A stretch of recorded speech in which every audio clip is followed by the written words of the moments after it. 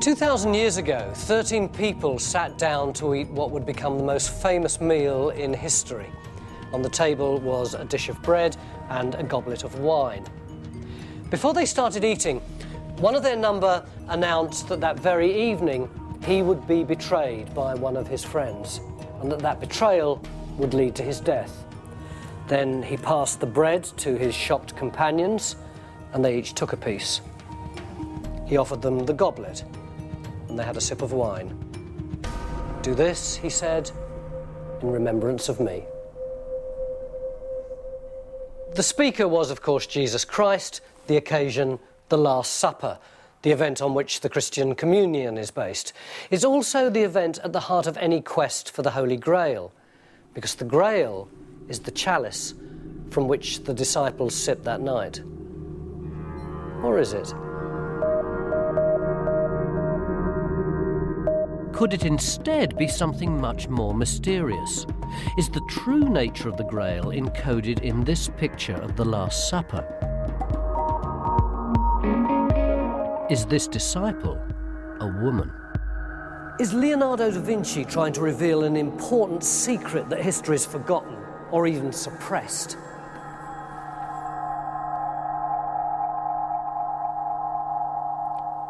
The answer to all these questions is yes, according to this book, which has taken the world by storm. It's a thriller called The Da Vinci Code, and it's a modern-day quest for the Holy Grail. Its author, Dan Brown, is in no doubt at all that the Grail exists.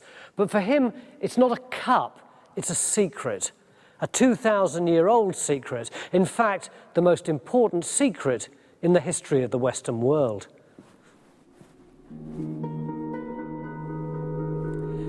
It goes like this. Jesus was married, yes, you heard me right, actually married to Mary Magdalene, who was thought of as holy and was worshipped like him by the early church. But that's not all. She and Jesus had a baby, so there's a holy bloodline. But the Catholic Church suppressed the truth. In a massive fit of institutionalized sexism, it airbrushed the marriage and the baby out of history and turned Mary Magdalene into a prostitute.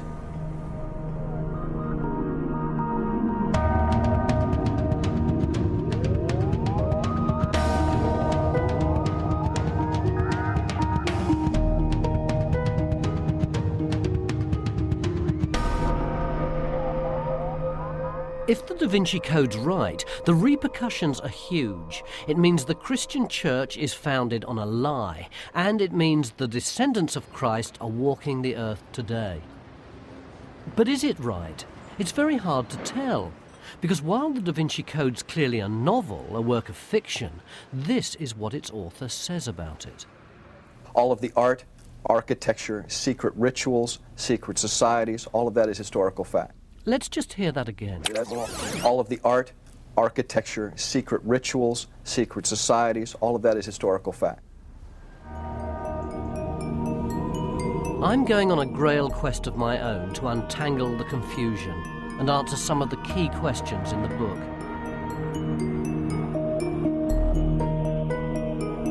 Was Mary Magdalene the wife of Christ and mother of his child? Was this secret discovered by a band of warrior monks and protected by a secret society headed by Leonardo da Vinci? Or is the Holy Grail a cup?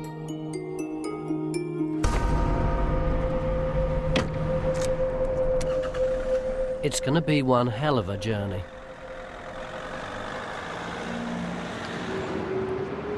I'm a complete beginner at this Grail hunting business, so I'm going to start by following in the footsteps of Dan Brown's hero. That's King's College London, but I'm looking for a particular department, which is this one, the Research Institute in Systematic Theology. Hiya. Can you tell me what the Research Institute of Systematic Theology is? Go to the end of the corridor and turn left. Cheers. In the novel, the Institute possesses one of the biggest electronic research databases in the world, and the hero uses it to help him track down the Grail, which sounds very useful. Hi, is this the Research Institute of Systematic Theology? No, it's not. Can you tell me where it is? I can't really. It's not a building. It's just a group of people who we meet once a week to discuss issues in systematic theology, and we hold conferences. So it's a kind of think tank. It's just a bunch of academics talking. Yes, that's right. But you do have, don't you, the most sophisticated database on the Holy Grail of any institution in the world? Well, we don't, as a matter of fact. We have our own personal computers and university computers, but we don't have a database of any kind whatsoever. Not a very encouraging start. All the Institute of Systematic Theology have is a reading list, so I guess I'll have to do my own legwork. And here it all is. Well, not quite all. This is just a spit in the ocean compared with all the books that have been written over the years about the Holy Grail. Nevertheless, this is quite a daunting prospect, and I have to be honest with you, I'm not going to be able to get through all these. Although I will give it a good go, but I'm not going to start there, nor am I going to start with that one, although the Da Vinci Code will get a look in later on. No, I'm going to start with that.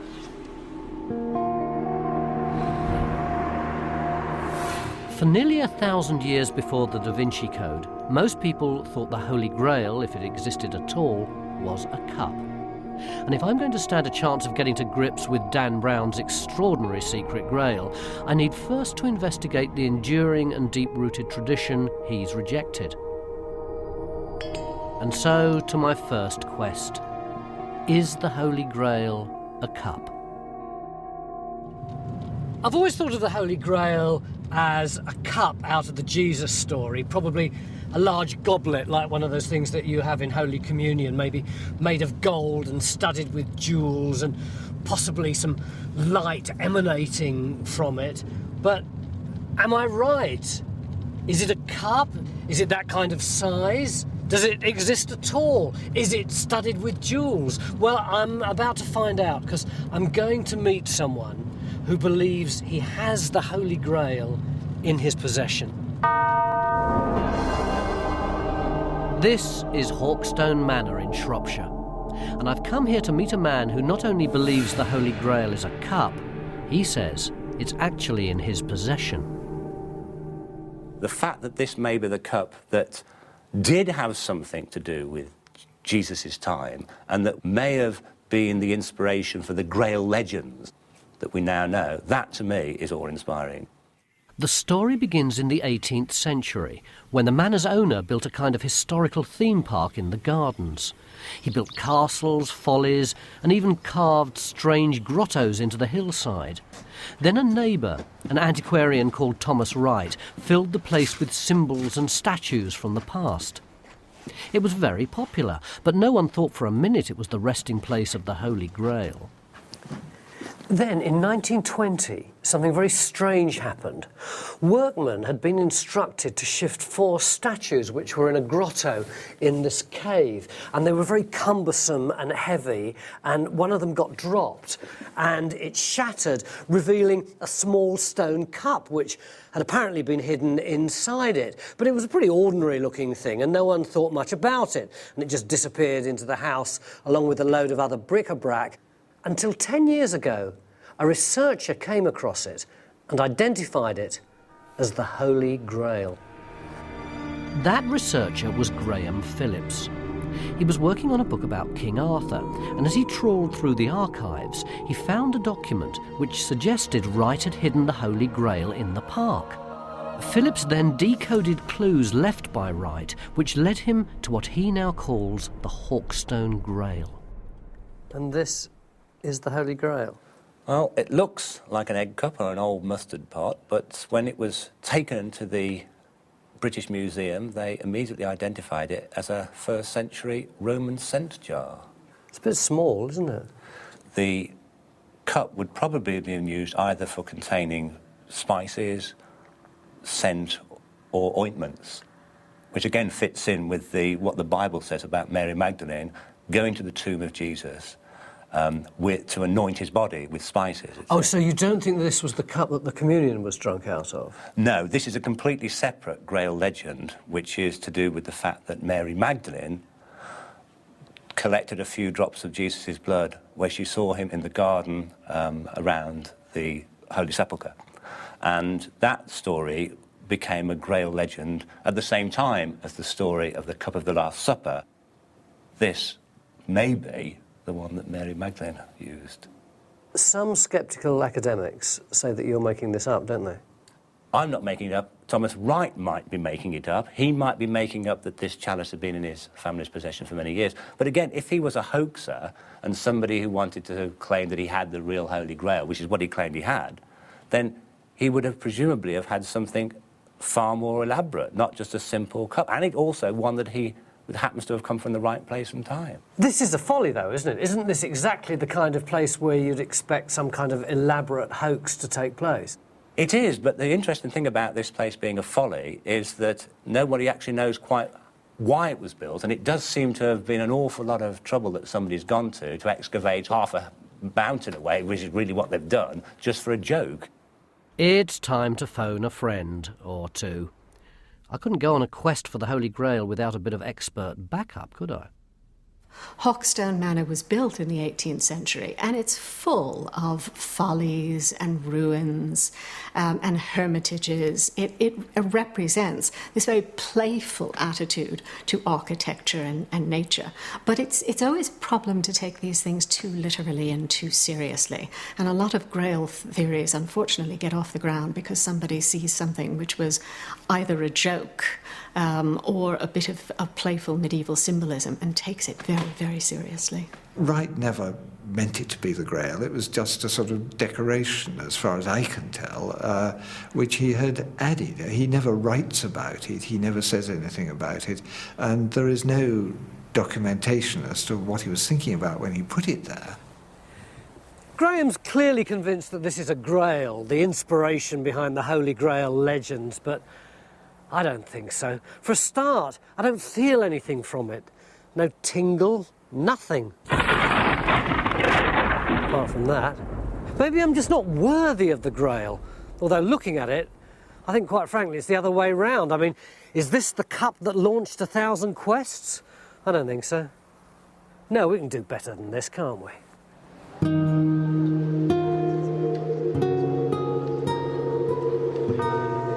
This is altogether more promising. Valencia in southern Spain. A church. No, a cathedral. And inside it, a relic called the Santa Caliz, the Holy Goblet. The church take it very seriously. It's even been venerated by the Pope as an important holy relic. But is it the Holy Grail?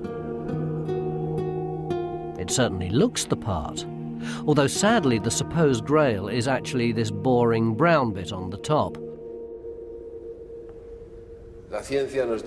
Science tells us that it is from the time of Jesus Christ and of the land of Jesus Christ.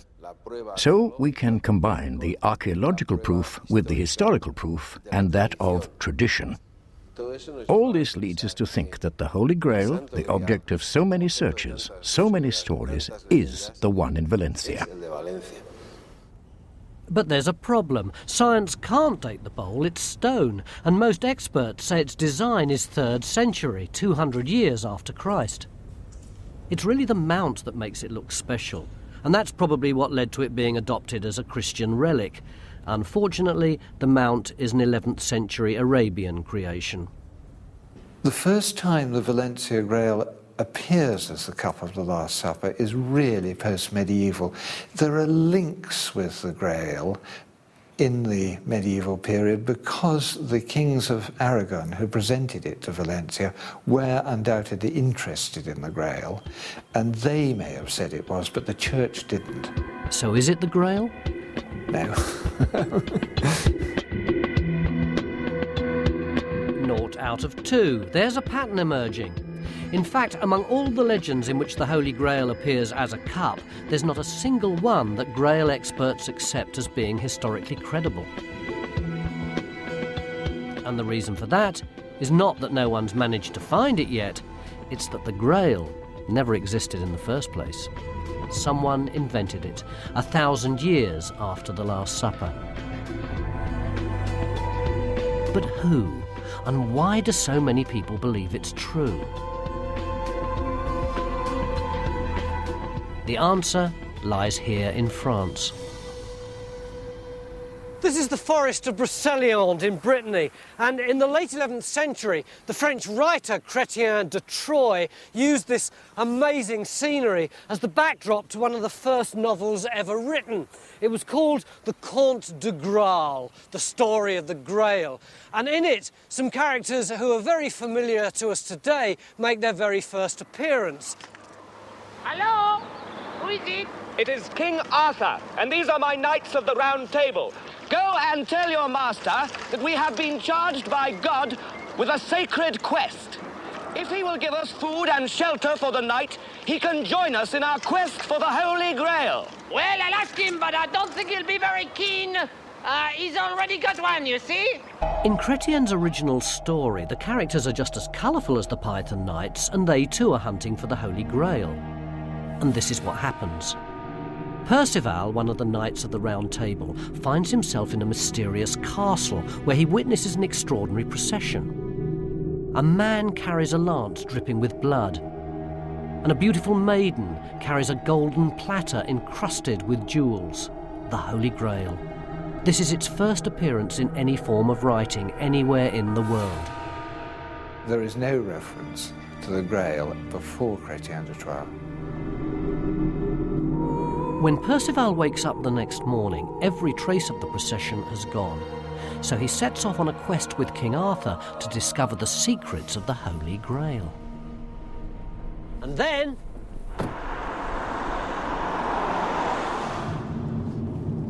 that's where the story ends, because Chrétien died before he could reveal what happened next.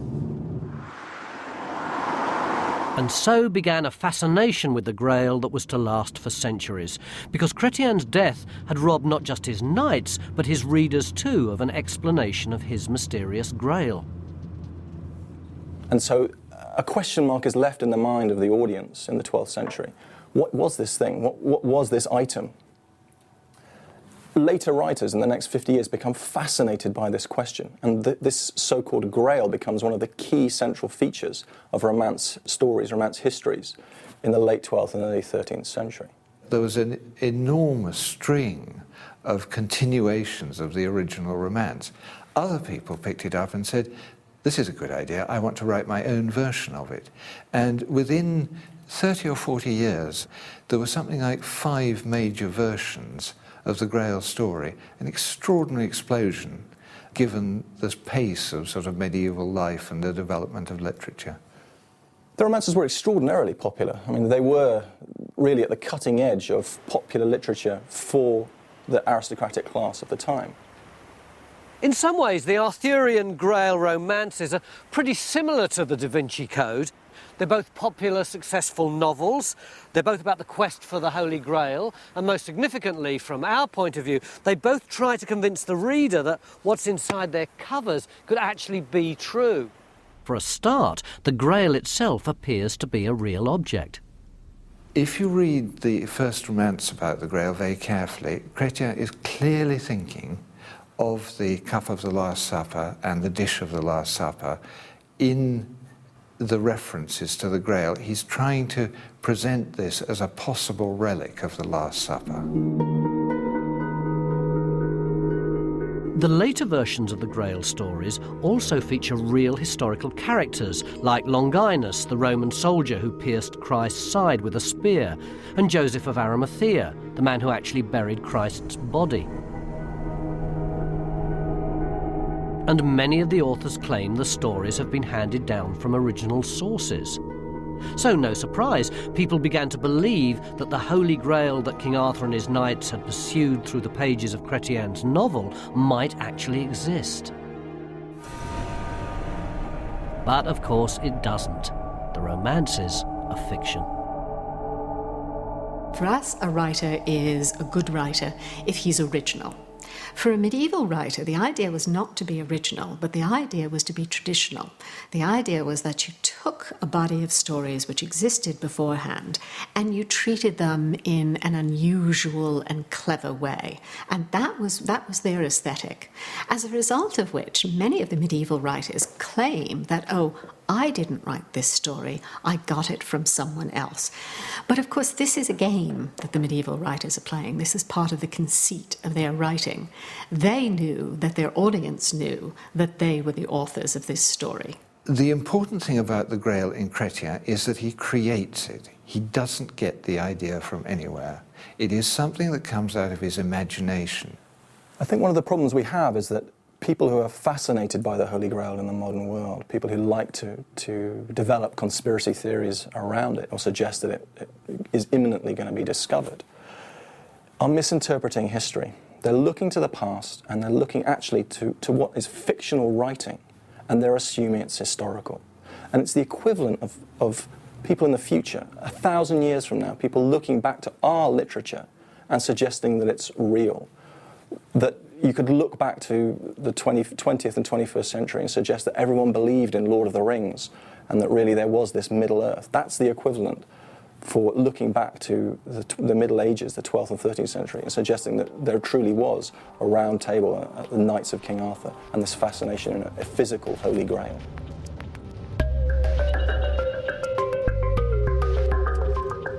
So the Grail is a cup after all. Unfortunately, only in a medieval novel. It's not real.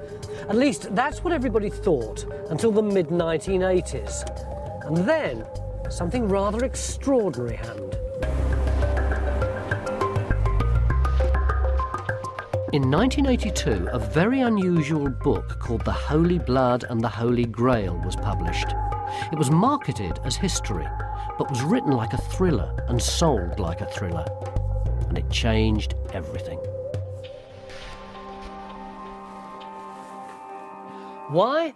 Because it overturned the 800-year-old theory that the Grail was a cup containing the blood of Jesus Christ, and instead came up with something much more radical, that the Grail was the secret bloodline of Jesus Christ, that he'd married Mary Magdalene, they'd had a child, and the church had kept the truth suppressed for 2,000 years. And if that sounds familiar, well, it should, because it's the theory that underpins the Da Vinci Code. Not surprisingly, the new theory introduced a raft of new characters. Mary Magdalene, an order of Christian soldiers called the Knights Templar, a mysterious organisation called the Priory of Sion, and the next stop on my quest, a bunch of French heretics called the Cathars. Were they the guardians of the Holy Grail? They were, according to the new theory, which claims they hid it in this fortress.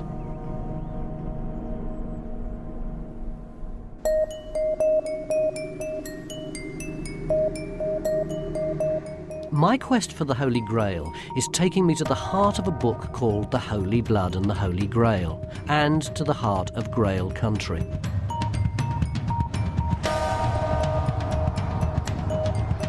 Here, in an area between the Spanish border and Marseille, the book's authors discovered a remarkable series of historical coincidences which appeared to lead them to the Grail.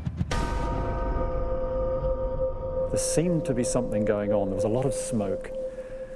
I wanted to find out whether there was any fire behind that smoke. A lot of the smoke appeared to surround a real heretical sect called the Cathars, who were active in southern France in the early Middle Ages, and who, according to local tradition, had hidden the Holy Grail in the mountains of Languedoc. Well, this looks like it, doesn't it? I'm told that through here there's actually some cave paintings on the wall of the cave. Oh, this looks like something, doesn't it? There's clearly a sword there. You can see that very clearly, can't you? And a cross there. And there's more crosses on the other side going down here.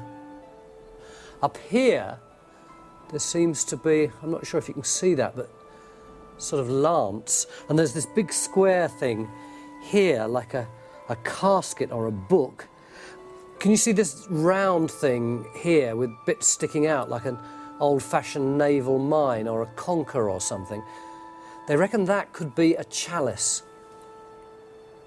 These are obviously images from the 12th and 13th century romances, the fictional Grail of King Arthur. But a lot of people believe that these are clues left behind by the Cathars, a kind of code to show that the real Grail, whatever it was safely in their possession. The Grail in Holy Blood, Holy Grail is no cup. Its authors call it the line of David, the secret bloodline of Jesus and Mary Magdalene. And the book suggests not only that the Cathars were in on the secret, it was the very basis of their heresy. It seems as though they knew the truth, or some of the truth, about Jesus as a man. Some of them had legends of a relationship with Magdalene, or perhaps secrets about the line of Jesus running through the south of France. The event at the heart of this and many other theories linking the Cathars to the Holy Grail occurred in 1244. It happened at the end of a 6-month siege here at Montségur in the Pyrenees. The Cathars were making their final stand against the church-backed crusade that had all but destroyed them.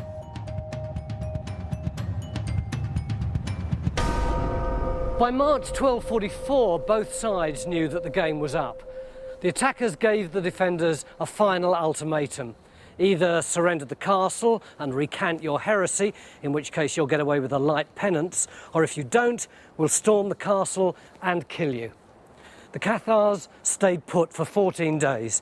They celebrated Easter, and then they simply swung open the castle doors and walked out. Soldiers and sympathisers were released with a penance, and all the Cathar priests, or perfects, were burned at the stake. Well, perhaps not quite all. The historical records tell us that the night before the ultimatum expired, four perfecti sneaked out of the castle, down the hill, through the enemy lines, and got away to safety. And they were carrying something. And it's that mysterious cargo that's attracted the Grail hunters. Now, this can't have been any kind of treasure to do with gold and jewels, because we know that the physical treasure, the gold and jewels, was taken out several months earlier. So we have to ask the question, what could 4 people carry down ropes with this descent down cliffs? And we suggest in our book that they're carrying documents. According to the Holy Blood and the Holy Grail, the documents apparently contained important secrets the Cathars wanted to keep from the Church, including perhaps the secret of the Holy Bloodline. But historians are unimpressed by this intriguing hypothesis. There is some evidence which comes mainly from 2 of the records of interrogations by the Inquisition, that something was removed from Montségur on the night before the castle formally surrendered. We have absolutely no idea what it was, and it's obvious that the 2 people whose interrogations this come from did not themselves know what it was. That is the sum total of our knowledge. We have absolutely no idea. So who were the mysterious Cathars really? And is there anything in their heresy that suggests knowledge of the secret bloodline? The Cathars were a heresy which flourished in parts of Europe, and particularly southwest France, in the 12th and 13th centuries. They denied that God was all-powerful. They denied that he had created everything. They believed that Satan had created the material world, and that was the explanation of evil. They certainly would not have thought well of the notion that Jesus Christ married Mary Magdalene and had children. They believed that marriage and procreation were evils, and even if they might occasionally be unavoidable evils, it was the duty of the perfects to avoid them. There is no evidence that the Cathars were the guardian of any secret. They were not particularly secretive about their own beliefs. There is no reason to suppose that they had some secret in their control about Christianity generally. There is no reason to suppose that they were the custodians of any physical object, whether the Grail or something different. There isn't any evidence, is there, that the Cathars were in possession of any kind of secret?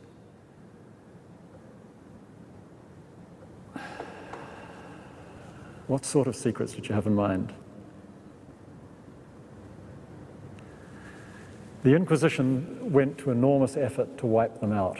That in itself means they must have been in possession of something that the Inquisition didn't want. Either secrets of how to contact divinity directly, or secrets about Jesus, or perhaps secrets about the line of David running through the south of France. Remember, this was in the same area that the Cathars were at their strongest.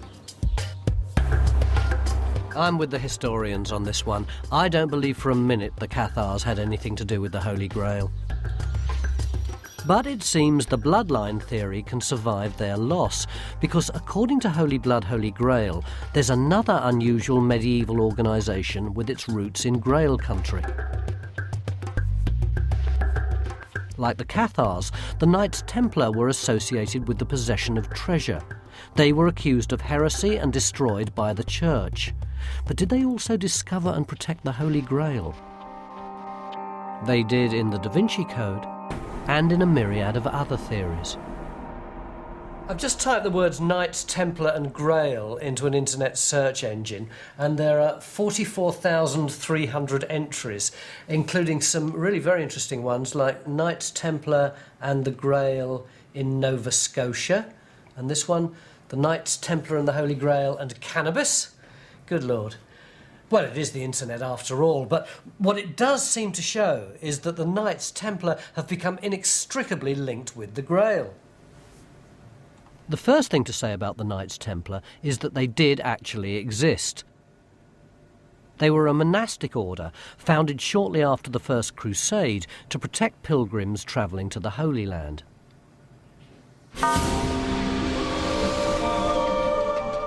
They were based in Jerusalem.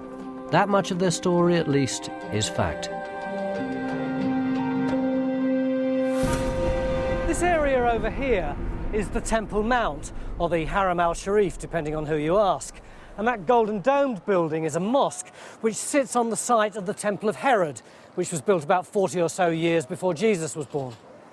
And according to Dan Brown and the writers of Holy Blood, Holy Grail, it was right here, underneath its ruins, that the Knights Templar discovered the secret of the Holy Grail.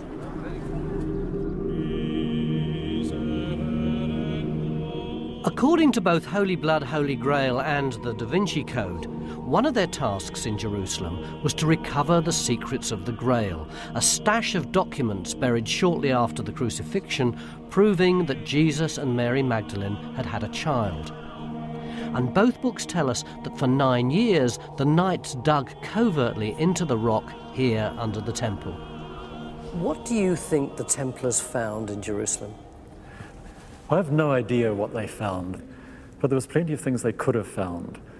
The Copper Scroll, for example, which was one of the Dead Sea Scrolls, gave a list of various repositories around the temple and around the countryside of documents, of jewels, of gold, of temple dishes. They could have found any of those things. They could have found documents. Whatever it was something pretty special, because its discovery, the books say, made the Templars fantastically wealthy and powerful. They accumulated vast estates across Europe and enjoyed patronage at the courts of kings. And that's not all. I'm convinced there was heresy within the Templar order. There's too much sloshing around the Inquisition reports to deny it. And a pattern emerges of quite a different approach to Christianity. For nearly 200 years, so the theory goes, the heretical Templars managed to keep themselves and their secrets safe. And then, in 1307, in a bid to get hold of the secret for himself, Philip IV of France attacked them. It was a perfectly executed coup. Philip gave secret orders to his officials throughout France, and on the 13th of October 1307, they pounced. Every Templar in the whole of France was arrested and interrogated. Many were tortured. In 1311, the Pope dissolved the order, and one of the most powerful organisations in the whole of medieval Europe simply ceased to exist.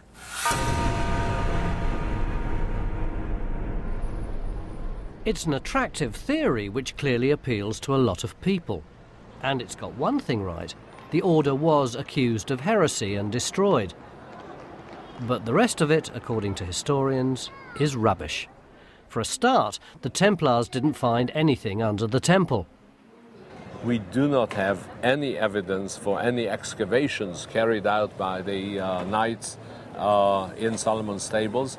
That level is approximately 47 meters above the surface, the original surface of the Herodian dynasty.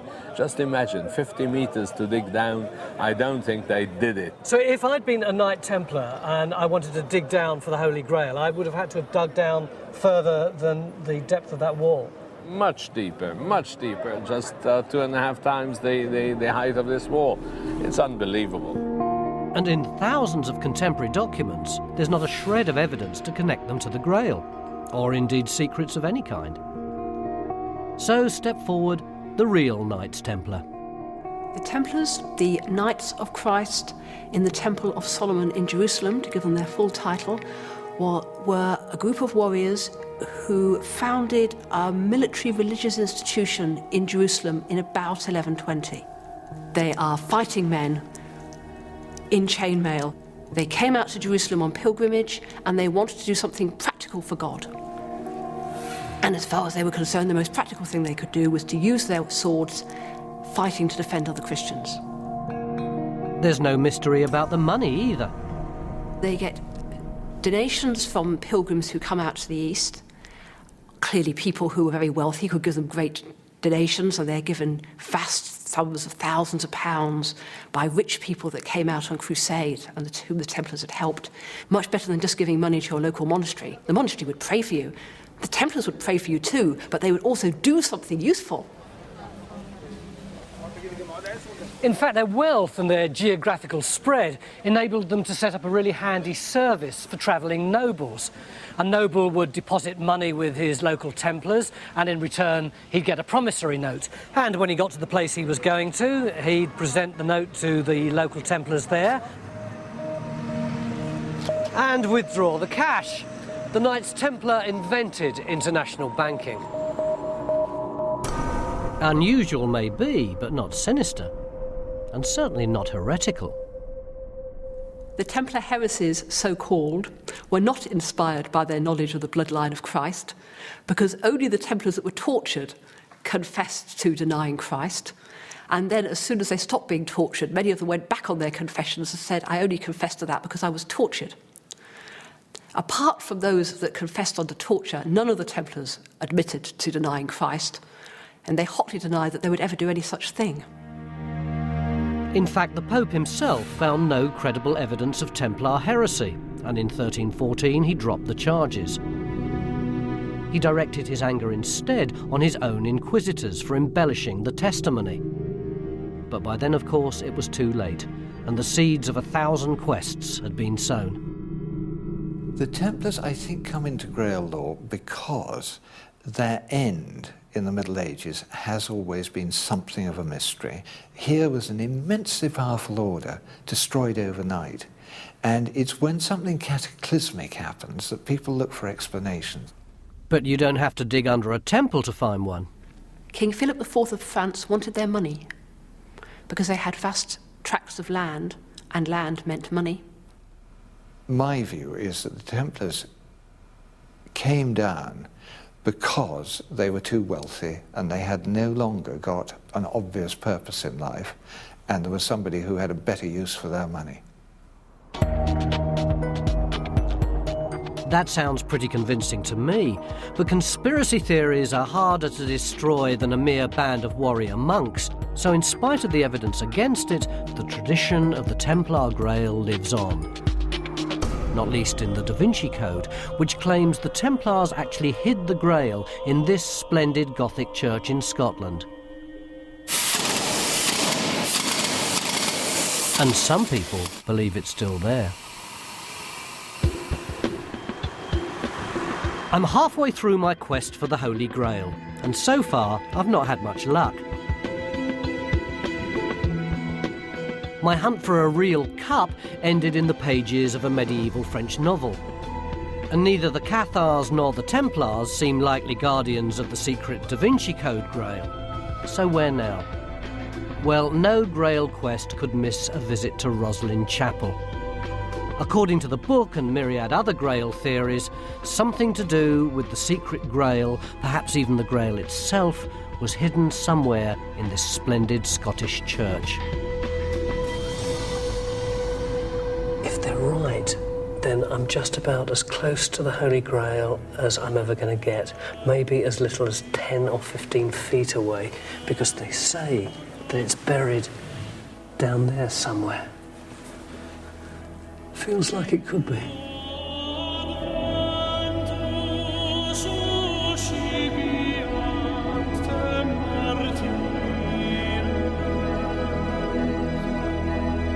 Grail hunters have been attracted to Roslin Chapel like moths to a flame. And it's mainly down to these extraordinary symbols, which many claim are a secret code encapsulating information about the Holy Grail.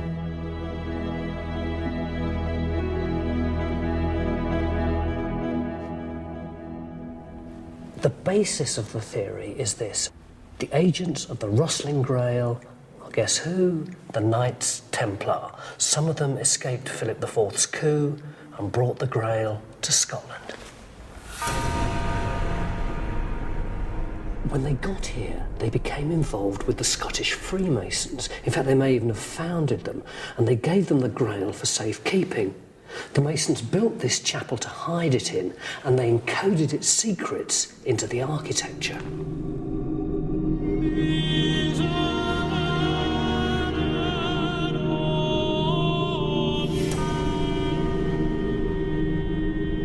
Who built this place?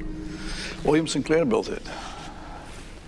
Built it in 1440, it was started, 1440 AD. It probably took about 50 years to build. So why is it that this place is so popular with Grail hunters? Well, mainly because of the fact that the place connects strongly with, of course, the word Grail.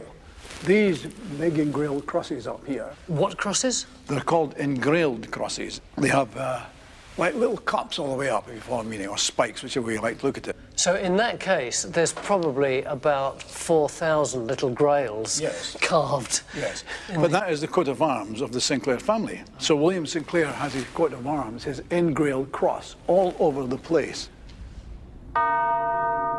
Roslin has found itself the focus of a variety of different Grail theories. Some have claimed that Grail secrets lie underneath this pillar, the Prentice Pillar, encased in a lead casket. Others are convinced that the Grail was actually Christ's head that the Templars buried here. And in the Da Vinci Code, the Grail was temporarily hidden at Roslin after the Templars were disbanded. But some people, including a relative of the church's founder, believe it's still here. My name is Sinclair.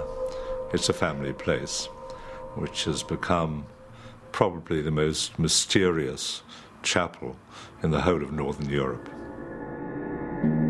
Sinclair was convinced that his ancestor, the Earl of Sinclair, was in on the Grail secret, and he'd hidden the Grail in the chapel, which he designed to echo the floor plan of the temple where the Templars had supposedly found it. Without doubt, Roslin Chapel was built as a chapel of the Grail. But at this point, Sinclair had no proof. Then, in the late 1990s, in a Masonic lodge in the Orkneys, he made an astonishing discovery. The Kirkwall Scroll. It is quite extraordinary. It is 18 foot long, 6 foot wide, and the biggest medieval scroll, I think, in Europe. In the middle of the Kirkpaul scroll, you have the ground plan of the Temple of Solomon, which contains in 2 vaults the Holy of Holies and the Ark of the Covenant. It is exactly the ground plan of Roslin Chapel. And if you superimpose one on the other, you will find that they exactly coincide, where we know there are these vaults under Roslin Chapel. This was incredible. Sinclair had the scroll carbon dated. It was 15th century, precisely when Roslin was built. The Grail was almost in his grasp.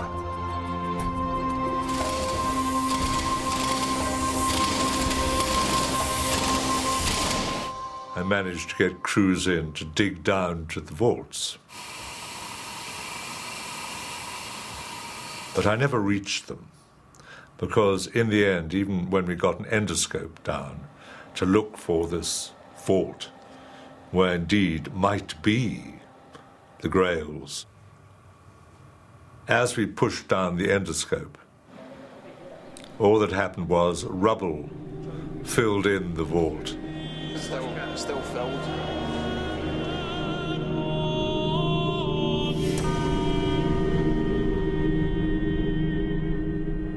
And I thought in the end, perhaps these secrets and these Grails should always be hidden. Well, maybe he couldn't find it, but I might have a go. I know a bunch of really highly qualified archaeologists who'd love to do some work here. Can we dig? No. That's the short answer. Permission would be required by a number of people, including the Trust. And all known and unknown grave sites are also protected in Scotland by something called right of sepulchre. And so as such, you just can't welly in here with loads of shovels and a JCB, I'm afraid. We never use a JCB, you know that. Yes, you do. You scrape the top off. I've seen you do it.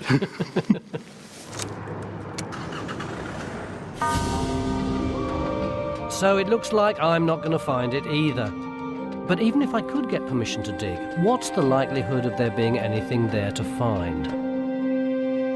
One man who should be able to tell me is Robert Cooper, a historian who's made a special study of the Roslin Grail. What's the link between the Knights Templar and Roslin? As far as I am aware, there is none. They came here, as some authors claim, in 1307, just prior to their mass arrest in France. There is a period of almost 140 years before Roslin Chapel is built. Now, even these very mystical Knights Templar, I don't think, can live for that long. I'm not sure we can dismiss Roslin out of hand, given the evidence of the Kirkpaul scroll. Here we've got a medieval document, properly dated. We've got this kind of map of the Crusaders around the outside. And in the middle, we've got this plan of the temple, looking suspiciously like the ground plan of Roslin. Fairly compelling. Well, the thought that this is a medieval artefact comes from the fact that someone had threads radiocarbon dated, but as you know, that can be very inaccurate, up to an error margin of 700 years either way. Oh, people always say that when they want to challenge dates. Well, yes, indeed. There are other clues, if you like, within the artefact itself that show us that it comes from a much later period. Like what? Well, this shows the armorial bearings of the Grand Lodge of England, which tells us... What does that mean, armorial bearings? It's the coat of arms. Yeah. And we know that this was drawn in 1751, no earlier than that. So the actual artefact could not have been made until after this had been devised. So it's from the middle of the 18th century at the very earliest. We are told, for instance, that this is a plan of King Solomon's temple. In fact, this is the tabernacle in the desert, and you can see the tents of the 12 tribes of Israel round it. So you don't think that the Holy Grail is buried at Roslin? No, and I think we can say that with a great degree of certainty because it's been an extremely busy place. Very shortly after the chapel was begun, people were arranging to be buried in the chapel itself. And we know that 9 generations of the St. Clair family, some of their wives and probably some of the children were all buried there as well. So, frankly, I can't believe that all these hundreds of people over the years trotting in and out of the family burial vault never noticed anything worth putting in their pocket, shall we say.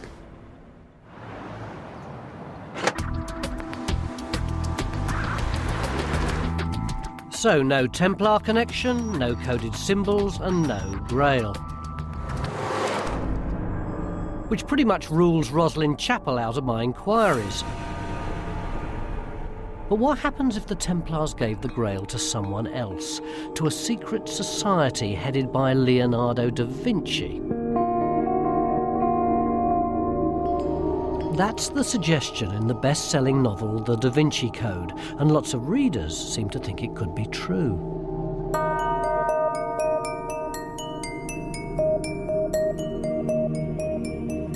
In the Da Vinci Code, Dan Brown tells the story of a modern-day quest for the Holy Grail. The Grail itself is the secret bloodline of Jesus Christ, who married Mary Magdalene and fathered her child. It's a secret the Church has been suppressing for 2,000 years and is still trying to actively destroy. Indeed, it would have done if it hadn't been for a remarkable organisation called the Priory of Sion. It's a secret society that was founded by descendants of Jesus. They're dedicated to preserving the Grail, which they possess to this very day.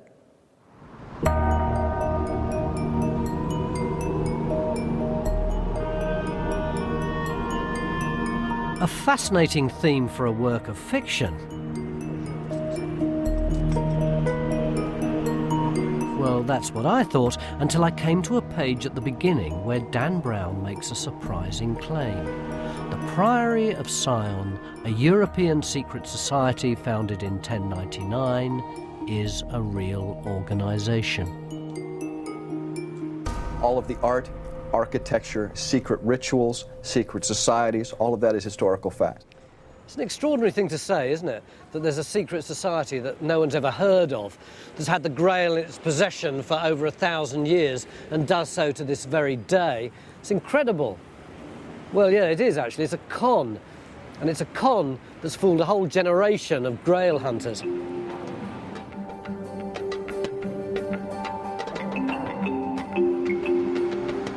The origins of this con stretch back to 1890, to a priest in a remote French village who became mysteriously wealthy. The local legend was that he'd found treasure. The village was Rennes-le-Château in southwest France. Yep, you guessed it, right in the heart of Grail country. Fast forward to 1967. The little local mystery gets the first of 2 major embellishments. This time, the author is French journalist Gérard de Sède. He claimed the priest had found not treasure, but an extraordinary mystery.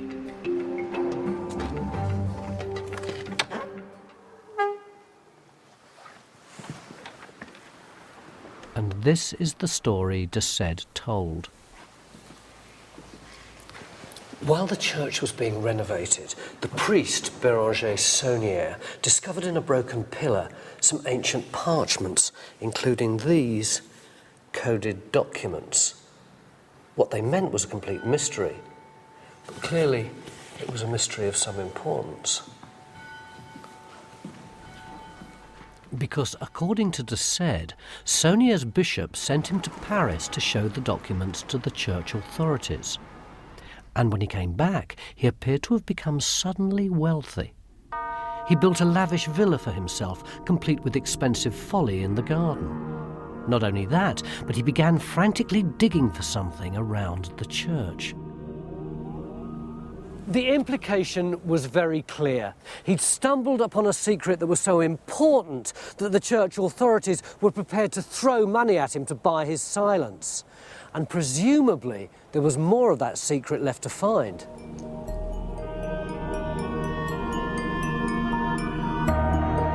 De Sède had launched the hoax.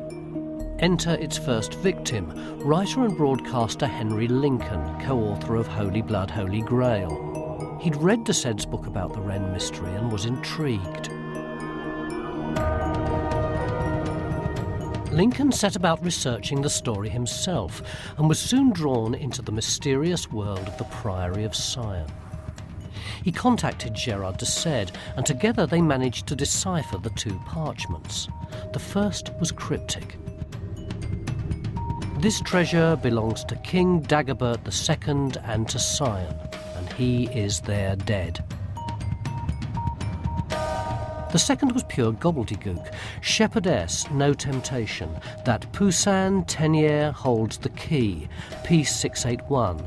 By the cross and this horse of God, I complete this daemon guardian at midday, blue apples. At the end of it was a signature, P.S.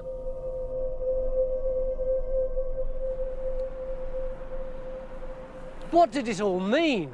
Deciphering the code was one thing, understanding it was another. Lincoln was at a loss until he came here, to the Bibliothèque Nationale in Paris. But Lincoln didn't just turn up here on the off chance of finding something. According to co-researcher Michael Bagent, he'd been directed.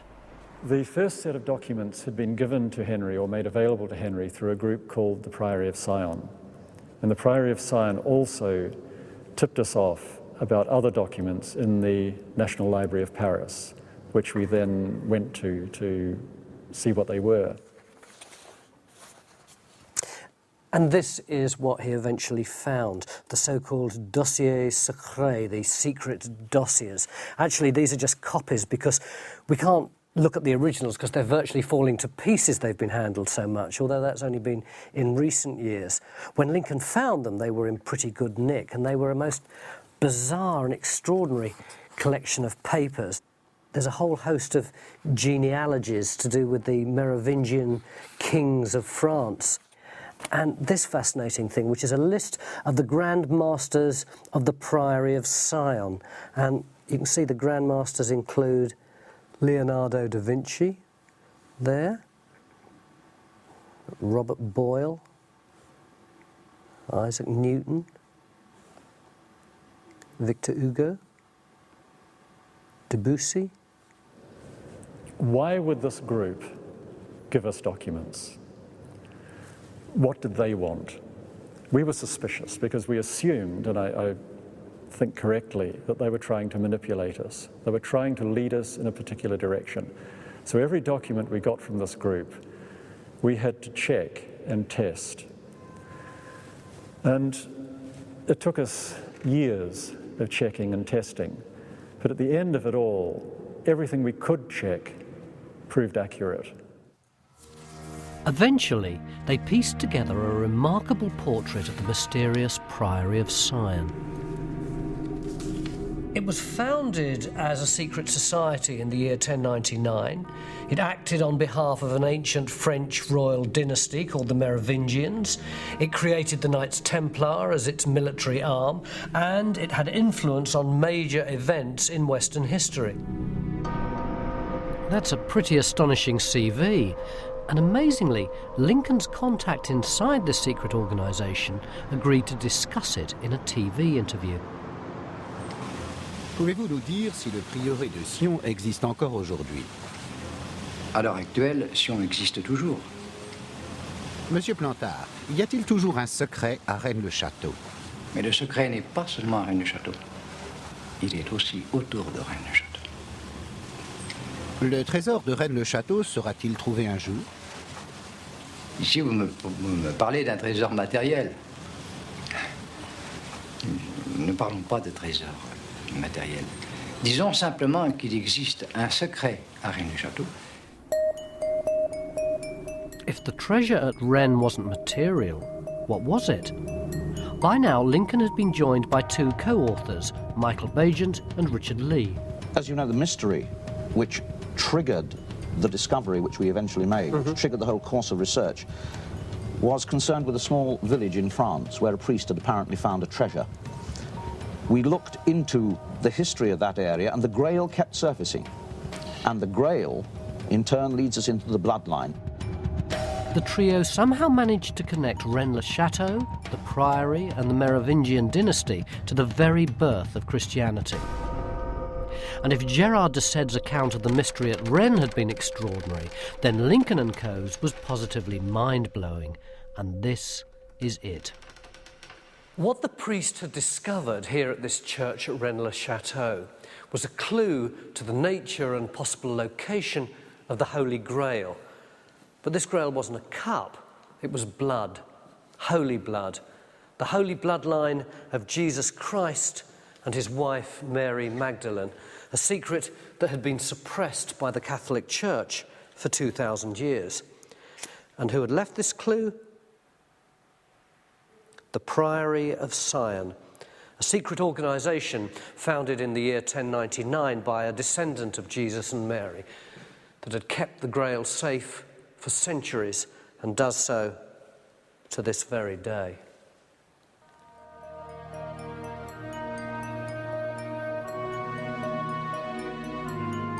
In 1982, Lincoln and his co-authors published these findings in the book Holy Blood, Holy Grail, and the Priory of Sion was introduced to a worldwide audience.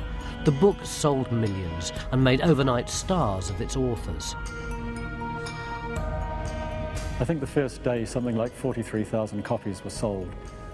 Really was a circus. The book horrified the church and academia, who both claimed it was hokum, but ordinary readers lapped it up and belief in the Holy Bloodline took root. One of the converts was the future author of the Da Vinci Code. The most important fact is that the Holy Grail is not what people think it is. That is part of the theme of the book. The Holy Grail is not a cup. It is something far more powerful. But as we'll see, Brown himself was just another victim of the Priory hoax.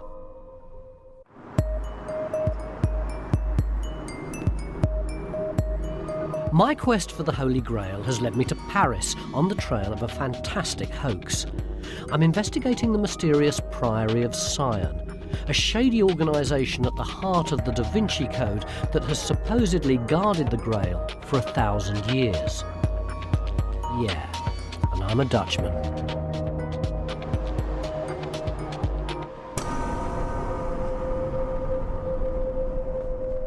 Enter Jean-Luc Chaumet, a French journalist who was to reveal the truth behind the Priory of Sion. Chaumet began his investigations into the Priory at around the same time as Lincoln & Co. were researching their book, but he was coming up with a very different story. He found all the documents led back to the same three colourful characters. Gerard de Sède, who sparked it all off with his book about the mystery at Rennes, Philip de Chérizy, a bored marquis, and Pierre Plantard, the public face of the Priory of Sion. Plantard was like a character from another era, an extraterrestrial with the eyes and smile of a weasel. What was de Chérizy like? De Chérizy was a very erudite, very intelligent actor. He was difficult to understand because he used to drink too much.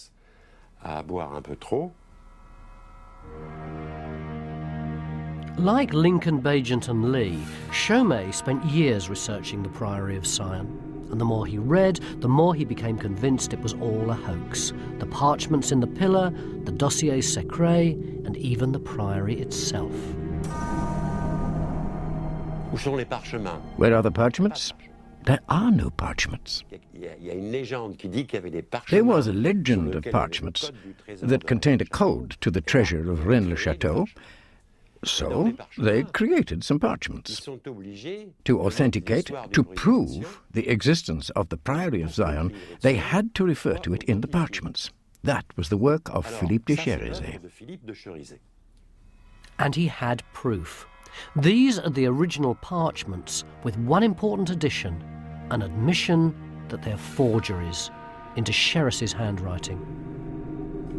But there are other documents, aren't there? There's the dossier secret. The dossier secret were, if you like, created to verify the whole story. What a job! What a job! The list of Grand Masters, the descriptions of the Priory of Sion, the genealogies, all faked. According to Chaumet, this genealogy was actually copied from a magazine. Plantard had cheekily added his own name to the end of a lineage of French kings. But he's about as royal as you or me.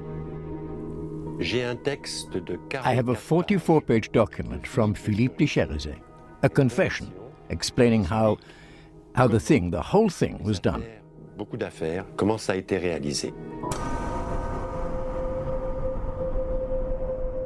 Ça, c'est l'écriture de Plantard. Chaumet uncovered the real facts about the Priory of Sion. It did exist, but it was by no means an ancient organisation. It was set up in 1956 by Plantard himself. It only ever had 4 or 5 members, and it was named after a mountain in Plantard's hometown. It was all a fantasy. De Cherizet says it has the structure of a good hoax. But why had they done it? A clue in Plantard's TV interview. Nous? Qui est ce nous? Nous, je parle de la lignée mérovingienne. Car notre lignée est issue de Dagobert II. Les Mérovingiens, ce sont eux qui ont fait la France. Sans eux, il n'y aurait pas de France. The whole scheme had been designed to give credibility to Plantard's personal fantasy that he was a descendant of the Merovingian dynasty and the heir to the French throne. De Cherisy helped him because it was fun, and de Sède was a member of a surrealist group called Olupilou. The Priory of Sion was a surrealist concept. It was a piece of theatre, created and performed by Gérard de Sède, Plantard and de Cherisy. So you've got this extraordinary piece of theatre. They're all working together to create this imaginary history. Oui, c'est ça.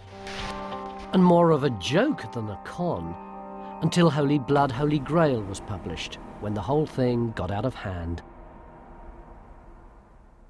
The book's logic implied that Plantard, as a Merovingian, wasn't just a king in waiting, but a descendant of Christ. He panicked and denounced it. Mais tout de même, il faut avouer qu'il y a une partie de roman, particulièrement pour tout ce qui concerne ma lignée depuis Jésus. Car comment voulez-vous qu'on puisse prouver 400 ans, pendant 400 ans, une lignée depuis Jésus jusqu'aux Mérovingiens? Je ne suis jamais présenté comme un descendant de Jésus. After that, Plantard and de Cherisy ran for cover. And Gérard de Sède wrote a second book exposing the hoax he'd helped to launch. When your father died, did he believe that there was an organisation called the Priory of Sion? Oh no, I think he has said several times that this organisation was a figment of Plantard's imagination, basically. It is absolute piffle. I always knew there was never going to be some clear-cut historical link between Jesus and the Holy Grail in the 21st century. There were bound to be twists and turns and dead ends. But it never crossed my mind that the whole notion of a secret grail would have been something constructed in my own lifetime. And not only that, but constructed by people who were inspired by a particular kind of French philosophy that I've always found really attractive. In other words, surrealism. But of course, surrealism isn't just Salvador Dali and René Magritte. It's The Goon Show and John Cleese and Terry Jones. So I've got it now. Think Priory of Sion, think Monty Python and the Holy Grail. You seek the Holy Grail! That is our quest. You know much that is hidden, O Tim. Quite.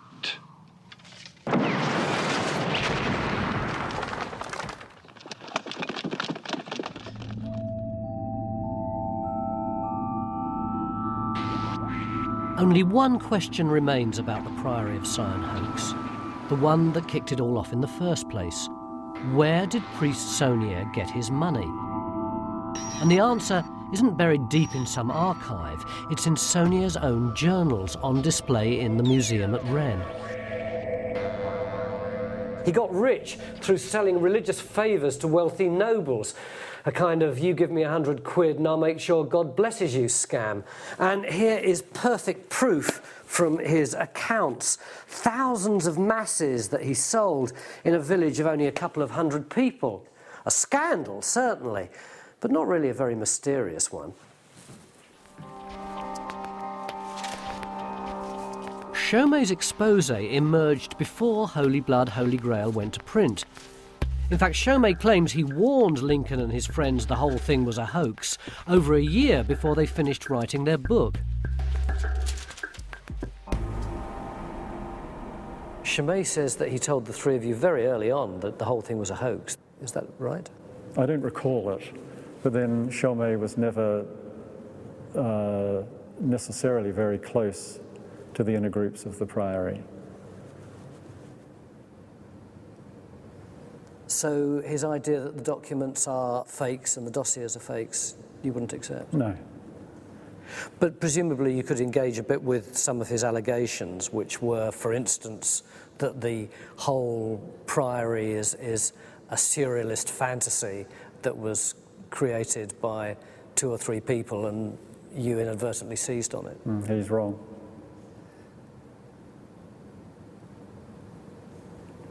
Why are you so sure that he's wrong?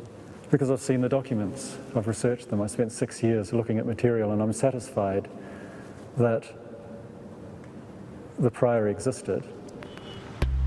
You might have expected, given the weight of evidence against it, that no one else who's researched the Priory of Sion would share Bagent's view. I certainly haven't met a single journalist or academic who does, but then I haven't met Dan Brown. All of the art, architecture, secret rituals, secret societies, all of that is historical facts. It's been widely known for at least the last 10 years that both the Priory of Sion and this dossier secret are complete fabrications. Just when everyone thought the Priory of Sion was dead, Dan Brown's Da Vinci Code has regurgitated the whole myth as fact. Travel agents are cashing in, offering Da Vinci Code tours round the book's landmarks in Paris. Problem is, some of the tourists can't tell fact from fiction.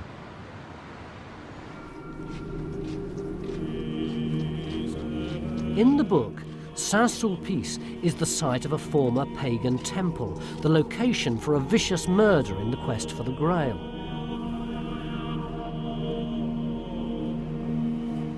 One of the details that the albino Opus Dei gentleman murders this nun using a candlestick he takes on the altar. And they are indeed beautiful gilt bronze candlesticks on the altar, but they are so large and so heavy that it takes 2 men just to move one. So they are not very easy weapon. A few expect to find the blood from the murdered nun on the floor, but of course they don't find anything like that.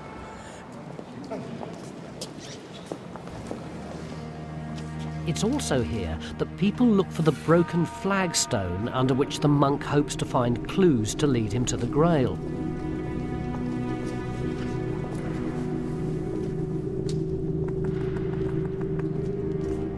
The church is, as you'd expect, very helpful on the matter.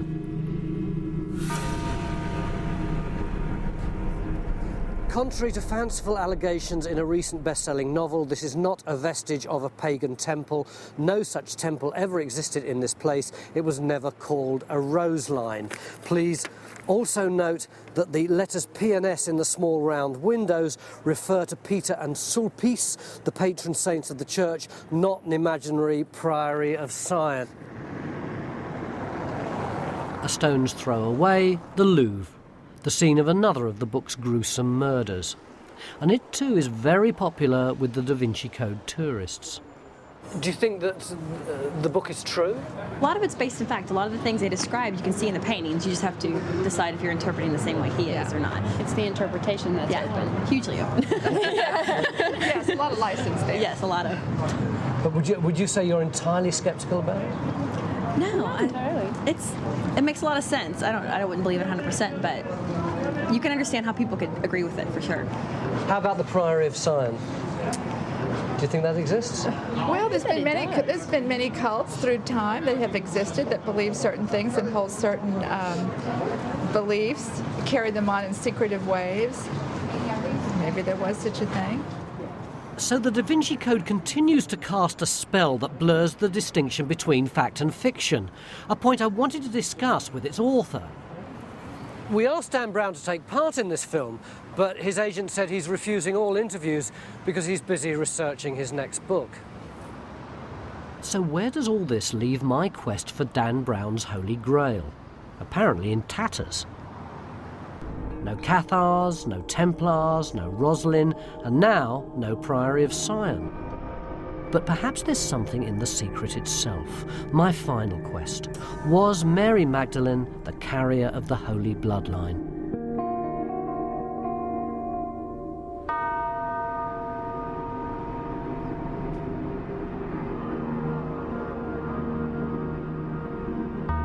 This is Milan.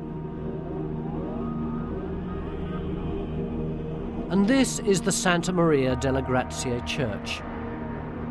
Painted on one of its walls is the picture that gave the Da Vinci Code its name. The book uses the picture as an illustration of its central theme, that Mary Magdalene was the chief disciple, that she was married to Christ and was bearer of his holy bloodline.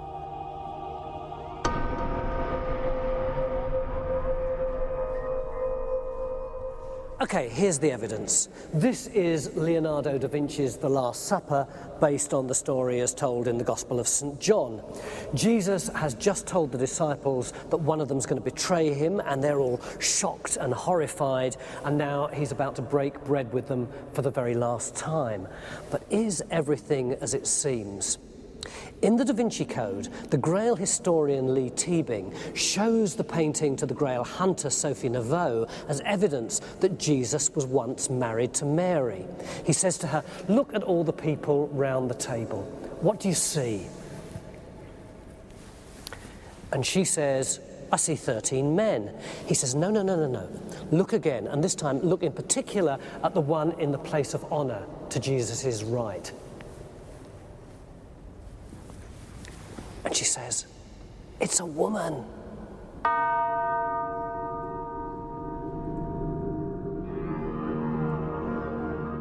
Teabing then goes on to point out some curious features in the composition of the painting.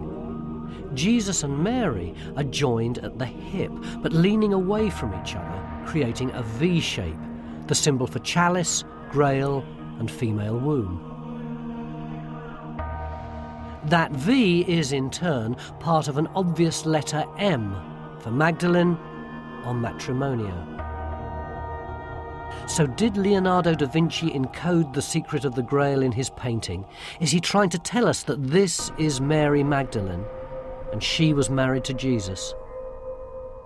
Charles, when I first heard this allegation that St. John is actually a woman, I thought, oh yeah, that's one of those things that a few dotty people say, and when I see the painting, I'll see that it isn't really true. But it isn't until you get here that you see the profound difference between that figure and all the others. And this wasn't just me, our whole crew felt this. Steve, our sound man, the first time he saw it, he said, this is a painting about her, not Jesus. And our director was saying it almost looks as though it was painted by a different person. I mean, it's quite extraordinary, isn't it?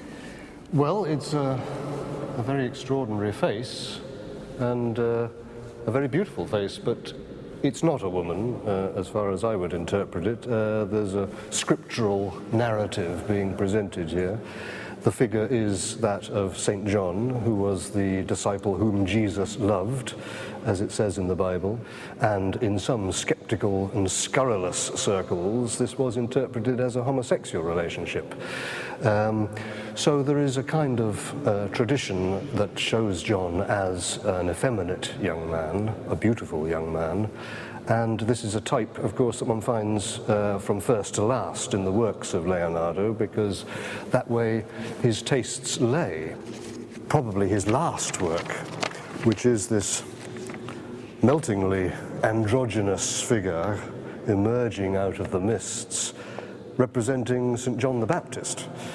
So Leonardo's interest in beautiful, rather feminine young men is both a biographical truth and, in this case, is backed up by the scriptural story that he's representing on this wall. There is one piece of evidence that I find particularly compelling. This V in the middle, you've got this great gap between the Mary-John figure and Jesus. They've pulled away like that. Now, it seems a very odd thing for the painter to have done, because it's not as though the painter's revealing anything of interest behind. All we've got is a solid column in the middle of a window. Now, why would you do that unless actually what you wanted to indicate was something about that space itself, unless you wanted to draw a V, a holy feminine? You could say there's an L on the side there where it comes down to the table. There's a V there. You can find an M. The sponsor or patron of this painting was Ludovicus of Milan. Perhaps LVM stands for that. In other words, you can find alphabet soup in paintings wherever you want, just by tracing shapes. Is it infeasible then that Leonardo da Vinci would have used codes in this painting? It seems to me a misreading of the kind of man he was. He described himself once in rather memorable phrase as a disciple of experience, by which he meant observation, experiment, real things tested and observed before they're held to be true. He wasn't one who was a great believer, he was a questioner. And so I would say, to look at this painting and try to rummage around in it for cultish, hidden meanings of that sort is the misreading of Leonardo himself. I'm actually completely split down the middle now. I can see that Charles's logical, rationalist approach to this painting is very sensible, but when I look at that figure, I don't see an effeminate man, I see a woman.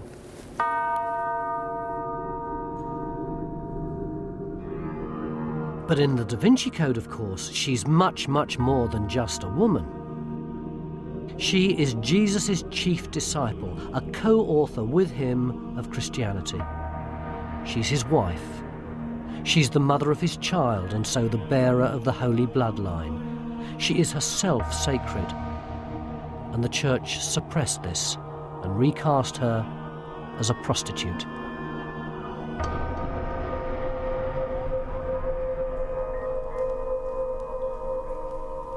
This is a devastating proposition that's engaged and enraged readers all over the world, particularly women. It suggests that the whole Christian church is founded on a lie. It makes a laughingstock of the debate about the ordination of women priests. And most dizzying, it suggests that somewhere in the streets today are direct descendants of Jesus Christ. And what's more, at least some of it's true.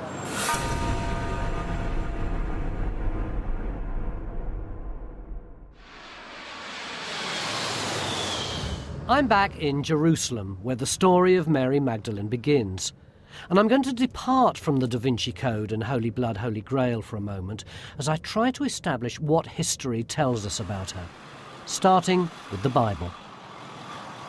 After Jesus had been crucified, his body was wrapped in a shroud and then he was laid in a tomb. Many people think it was this one. And then a big boulder was rolled across the entrance. Then on the third day after the crucifixion, Mary Magdalene, who'd been present at his death, came into the garden, and she was astonished to find that the big stone had been rolled away from the entrance to the tomb, and inside it Jesus had disappeared, and in his place there was an angel who told her that Christ had risen again and she should go out and spread the news. And as she ran into the garden, she saw Jesus himself. In other words, she was the very first person to see Jesus after his resurrection. Mary was also one of only 3 of Jesus' followers to witness the crucifixion. But these are her only significant appearances in the New Testament, and most scholars thought of her as a peripheral figure, until a chance discovery in the Egyptian desert some 60 years ago. In December 1945, a peasant farmer called Muhammad Ali al-Samman made an amazing discovery. He was digging in the Egyptian desert in a place called Nag Hammadi, and he was looking for sabak, which is a kind of loose soil which they use over there for fertilizer. But instead, he found this metre-high earthenware jar. And at first, he didn't want much to do with it because he thought maybe there were evil spirits inside it. And then he thought, you never know, there could be gold in here. So he gave it a whack with his mattock, and there wasn't gold and there weren't any spirits. What there were 13 papyrus books covered in leather. So he took them home, and his mum chucked some of them on the fire to use as fuel, and the rest he either sold or gave away. Muhammad Ali had discovered and nearly destroyed what are now known as the Gnostic Gospels, and for biblical scholars, their discovery was dynamite. These were remarkable texts that one of the first of them opens with the words, "These are the secret sayings which the living Jesus spoke." The texts contain the teachings of some of the very first Christians. They include detailed accounts of the life and death of Jesus. In these accounts, Mary's no longer a bit part player. She's a colourful character, centre stage at the birth of Christianity. She's even got a gospel named after her. In the Gospel of Mary, she claims to have teaching from Jesus and understandings from Jesus that were not given to the others, and that she's a particularly close disciple to whom he entrusted his deeper teaching. When there's a dialogue between Jesus and the disciples, she doesn't always ask questions. Rather, her role is to make answers and to make statements. The Gospel of Philip suggests, too, that Mary Magdalene was especially close to Jesus. The Gospel of Thomas also suggests that she was one of the intimate circle of disciples. Well, well, well. Perhaps there's something in the Da Vinci Code and Holy Blood, Holy Grail after all. Because while this Mary is not quite their sacred object of worship, she's not far off it. She's an important disciple, she teaches doctrine, and she appears to be Jesus' number 2. What's more, her story was, as both books suggest, suppressed after her death by a male-dominated church. I think it's clear that the suppression of traditions, including Mary Magdalene as a disciple, has a great deal to do with the bishops who declared that women should have no part in leadership in the churches. We also know from the fathers of the church, from the famous church father Tertullian, who tells us in a tirade against women, these heretical women, how audacious they are. They baptize, they teach. He said, you just don't know. They claim to share in every masculine office.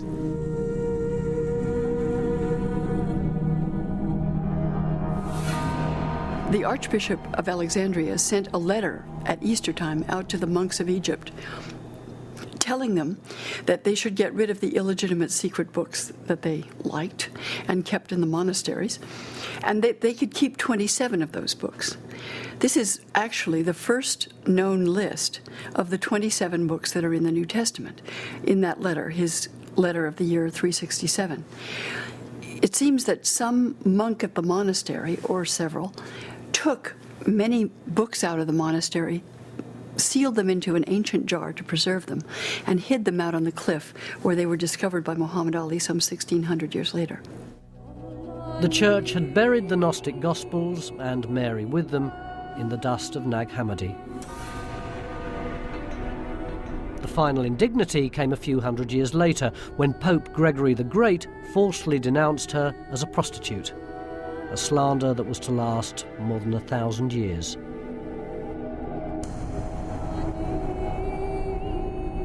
For many people, this will be shocking stuff, not least because it's relatively close to the story told in the Da Vinci Code and Holy Blood, Holy Grail. But in both books, it's just the starting point, because they and other bloodline theorists take the suppression and the evidence of a close relationship between Jesus and Mary, and they run with it. And boy, do they run with it.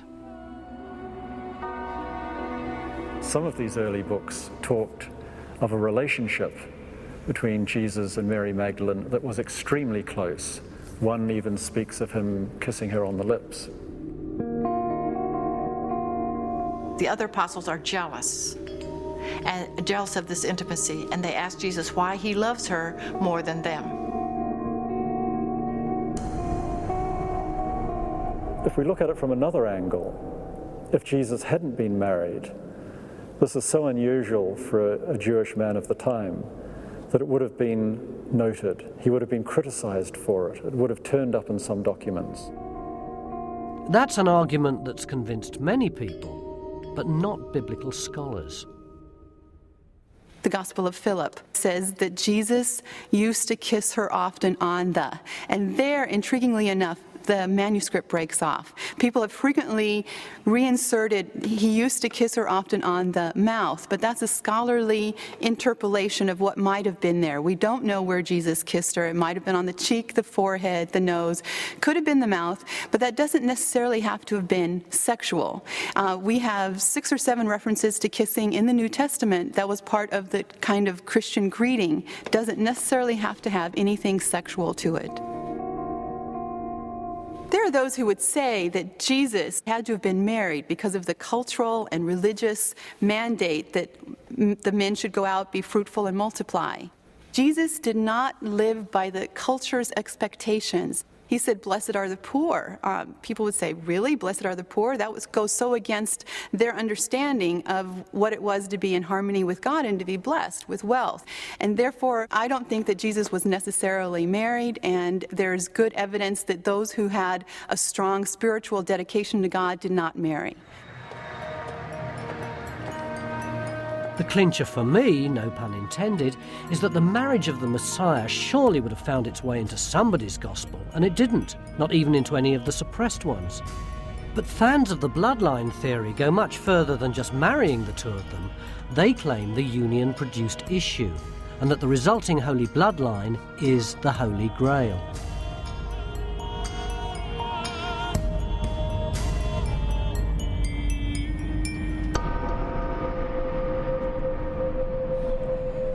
We call it the Holy Grail, but the French say Saint Graal, and in medieval times that was written like this: Saint Graal.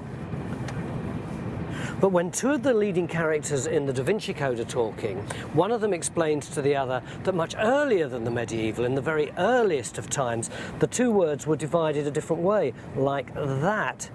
In other words, Saint Real. And that means royal blood. When I read that, I got goosebumps. It was like, oh no, no wonder.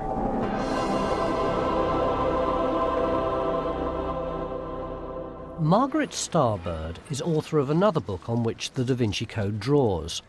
In The Woman with the Alabaster Jar, she makes the vital link between Mary Magdalene and the Holy Bloodline. She supplies the child.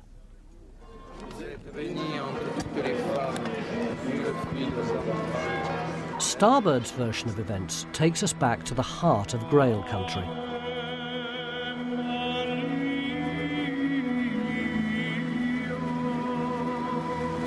To an annual festival in the French coastal town of Saint-Marie-de-la-Mer. The locals are celebrating a popular and enduring legend. It concerns the arrival on their beach 2,000 years ago of a boatload of refugees from the Holy Land. The legend is that Mary Magdalene and her brother and sister and friends showed up in this little boat with no oars, and they brought with them the Holy Grail, the blood royal. Well, you don't carry the blood royal around in a jar. It's actually a child that carries the blood royal. And there is a legend then, there is a child on the boat. That was the thing I think that struck me when I started praying about this story. There was a child on the boat. Everyone thinks a child has to be male, but in this case the child on the boat was female, and her name was Sarah. Sarah means princess in Hebrew, and the legend calls her Sarah. So if there's a little girl on the boat and her name is Sarah, which is Hebrew for princess, well, who do you think she is? You know, I just drew that, I just made a deduction It was a deductive leap. And it's a deductive leap with breathtaking implications. Because if it's true, there could be people walking the earth today, perhaps even you and me, who are descended through Sarah from Christ.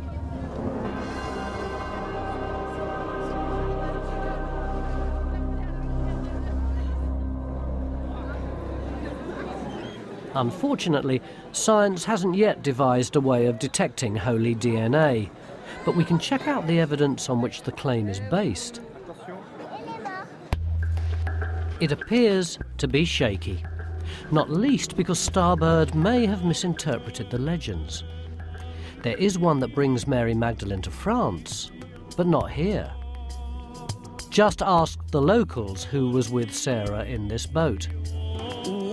There is only Mary Jacobi and Mary Salome. This is really their festival. Two biblical Marys, neither one Mary Magdalene. And Sarah, whatever her name means in Hebrew, is no princess. Sarah was the servant, the Egyptian servant of the two Marys. She came with them from Palestine on the boat.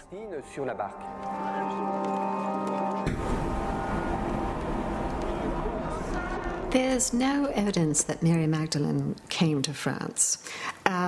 What happens is you get a lot of legends. They start about the 4th or 5th century, and the whole of this becomes crystallized in the 13th century in a book called The Golden Legend. But it is strictly a legendary tradition. It wasn't regarded as true even in the Middle Ages. An object lesson in the pitfalls of legends. But the ancient division of San Graal into Sang Real, Holy Grail into Holy Blood, seems like a much more solid proposition. Of all the arguments that Dan Brown marshals in support of his claim that the Grail is the Holy Bloodline, this has got to be the most compelling. It's neat, it's logical, it feels authentic, it makes sense. There's just one tiny problem. It's rubbish. One of the key questions, both in the Da Vinci Code and in what appears to be its sort of core source, Holy Blood, Holy Grail, is effectively a misreading of a 15th century writer. A man called John Harding was writing about the Grail romances and Grail history, but he mistranscribed the words Sang Graal to Sang Graal, to Holy Blood, instead of Holy Grail. Now, Bagent and the writers of the Holy Blood, Holy Grail took this error as a core, suddenly a core revelation that this was the reality of the Holy Grail, that in fact it was about Holy Blood. I mean, effectively, they're playing upon one man's error and playing it into suddenly a key revelation in history. The bloodline is unravelling in my hands. Surely the author of the book that first suggested Jesus and Mary Magdalene had a child can help. He must have something, some shred of evidence that holds his theory together. Do we have any evidence that there was a child? There's none whatsoever. It's purely hypothesis on our part, but I think it's a plausible hypothesis. If the Holy Grail is the bloodline of David, and if Jesus and Mary Magdalene had been married and she was pregnant with his child, yes, she would have carried the Grail to France. And I think this is the way we need to look at this material. Is it true? I don't know. Is it plausible? Yes. So the inspiration for the Da Vinci Code and a whole canon of secret Grail hunts is no more than a big guess. What Bagent and his co-writers have done is attempt to draw in such a range of different ideas, to throw out any real interest in basing their writings on facts. They actually say in the work, you can't just confine yourself to interest in fact. So effectively what they're doing is throwing out all kind of critical questioning and just putting in any idea that they can find, any links that they can possibly suggest. There's history and there's imagination. And imagination doesn't work like history, and history doesn't work like imagination. If you want to say that there's a secret which belongs to the world of the imagination, I agree with you 100%, but it belongs to the world of the imagination. And it's no good pretending that it is a kind of alternative history.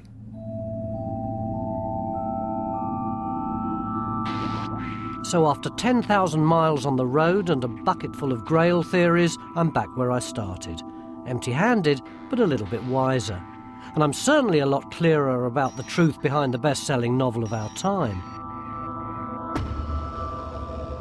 It seems to me that the Da Vinci Code has drawn on a range of sources dismissed by most historians as pure fantasy. And to be frank, in my opinion, it's not even particularly well written. But so what? Dan Brown isn't the first person to have a smash hit writing that way, and he certainly won't be the last. So good luck to him. Because what he's done is what the Romance writers did 800 years ago. He's put something at the centre of his novel that we'd all love to be true, but know in our heart of hearts never can be. The Holy Grail.